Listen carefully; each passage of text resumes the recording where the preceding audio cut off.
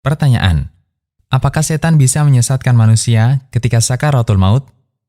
Jawaban, Bismillah, wassalatu wassalamu ala rasulillah wa ba'du. Ketika diusir oleh Allah dan dicap sebagai pembangkang, dia bersumpah di hadapan Allah dengan semangat hasad kepada Adam dan keturunannya. Iblis menjawab, "Karena engkau telah menghukum saya tersesat, saya benar-benar akan menghalang-halangi mereka dari jalan engkau yang lurus. Kemudian saya akan mendatangi mereka dari muka dan dari belakang mereka, dari kanan dan dari kiri mereka. Dan engkau tidak akan mendapati kebanyakan mereka bersyukur atau taat." Quran Surat Al-A'raf ayat 16 dan 17. Dalam hadis dari Abu Sa'id Al-Khudri radhiyallahu anhu, Nabi SAW bersabda, yang artinya, Iblis bersumpah, "Demi keagunganmu ya Rob, aku tidak akan pernah berhenti untuk menyesatkan hamba-hambamu selama ruh mereka masih dikandung jasad." Allah berfirman, "Demi keagungan dan kemuliaanku, aku akan senantiasa memberikan ampunan untuk mereka selama mereka memohon ampun kepadaku." Hadis riwayat Ahmad dan dihasankan Syu'aib Al-Arnaut. Atas sumpah ini, iblis dan bala tentaranya sangat antusias untuk menyesatkan manusia, terutama di suasana-suasana genting ketika manusia di posisi sangat labil. Dari Jabir bin Abdullah radhiyallahu anhuma, Nabi SAW bersabda, yang artinya, "Sesungguhnya setan mendatangi kalian dalam segala urusan kalian." Hadis riwayat Muslim. Setan mendatangi manusia ketika sakaratul maut. Itulah detik-detik yang paling menentukan nasib manusia di akhirat. Karena semua amal dinilai berdasarkan ujungnya.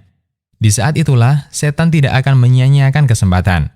Bisa jadi, dia akan mendatangi manusia ketika kematian. Karena itu, salah satu doa Nabi SAW, beliau memohon perlindungan kepada Allah agar tidak disesatkan setan ketika kematian. Dalam salah satu doanya, Nabi SAW mengucapkan, "Wa a'udzu bika ayyatakhabbatani syaitanu 'indal maut." Yang artinya, aku berlindung kepadamu agar tidak disesatkan setan ketika kematian. Hadis riwayat Ahmad, Abu Daud, dan disahihkan Al-Albani. Al-Khattabi menjelaskan hadis di atas dengan menyebutkan beberapa bentuk gangguan setan ketika mendekati kematian. Nabi SAW berlindung dari disesatkan setan ketika kematian. Bentuknya adalah setan mengganggunya ketika dia hendak meninggal dunia. Lalu setan menyesatkannya sehingga menghalangi dia untuk bertaubat atau menutupi dirinya sehingga tidak mau memperbaiki urusannya atau memohon maaf dari kedzaliman yang pernah dia lakukan. Atau membuat dia merasa putus asa dari rahmat Allah. Atau membuat dia benci dengan kematian dan merasa sedih meninggalkan hartanya sehingga dia tidak ridho dengan keputusan Allah berupa kematian dan menuju akhirat. Sehingga dia akhiri hidupnya dengan keburukan, lalu dia bertemu Allah dalam kondisi dia murka kepadanya. Al-Khattabi menegaskan, diriwayatkan bahwa tidak ada kesempatan yang lebih diperhatikan setan untuk menyesatkan manusia selain ketika kematiannya. Dia akan mengundang rekan-rekannya, "Kumpul di sini, jika kalian tidak bisa menyesatkannya pada hari ini, kalian tidak lagi bisa menggodanya selamanya." Aunul Ma'bud. Di sana ada beberapa kejadian yang dialami para ulama ketika proses kematiannya. Setan berusaha untuk menggodanya. Di antaranya Imam Ahmad bin Hanbal rahimahullah. Diceritakan oleh Abdullah, putra Imam Ahmad, "Aku menghadiri proses meninggalnya bapakku, Ahmad. Aku membawa selembar kain untuk mengikat jenggot beliau. Beliau terkadang pingsan dan sadar lagi. Lalu berisyarat dengan tangannya sambil berkata, 'Tidak, menjauh, tidak, menjauh.' Beliau lakukan hal itu berulang kali, maka aku tanyakan ke beliau, 'Wahai ayahanda, apa yang Anda lihat?' Beliau menjawab, 'Sesungguhnya setan berdiri di sampingku sambil menggigit jarinya.' Dia mengatakan, 'Wahai Ahmad, aku kehilangan dirimu, tidak sanggup menyesatkanmu.' Aku katakan, 'Tidak, masih jauh, tidak, masih jauh.'" Tadhkirah Al-Qurtubi. Maksud cerita ini, setan hendak menyesatkan Imam Ahmad dengan cara memuji Imam Ahmad.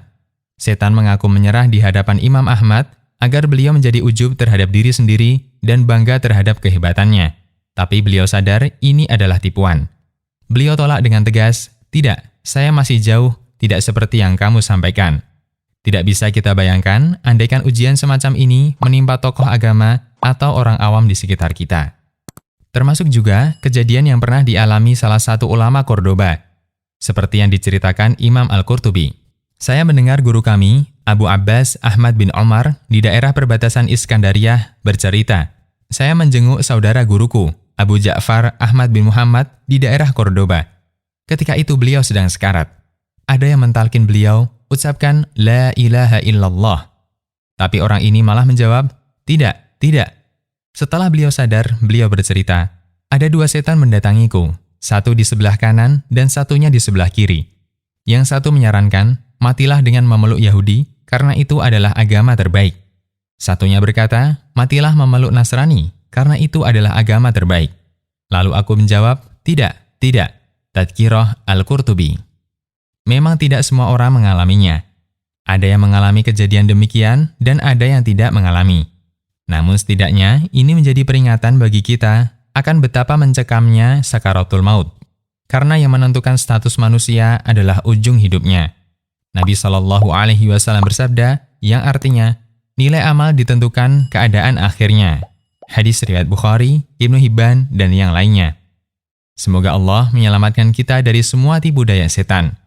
Ya Allah, Zat yang membolak-balikkan hati, tetapkan hati kami di atas agamamu. Demikian, Allahu a'lam.